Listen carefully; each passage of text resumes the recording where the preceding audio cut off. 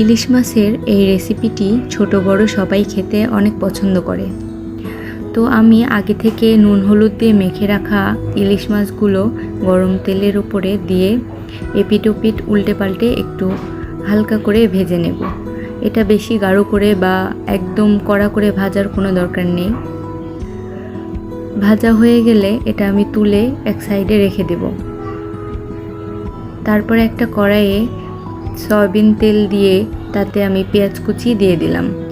পেঁয়াজ কুচিটা ভালোভাবে ভেজে তারপরে আমি পেঁয়াজের ভিতরে দিয়ে দিব আদা রসুন বাটা।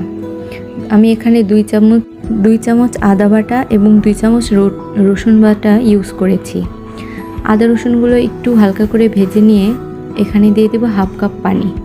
তারপরে আমি ধীরে ধীরে এটার ভিতরে লাল মরিচের গুঁড়া, হলুদের গুঁড়া, লবণ, জিরা গুঁড়া, ধনিয়া গুঁড়া দিয়ে দিলাম। মশলার উপরে তেল ভেসে ওঠা পর্যন্ত কষিয়ে নেব।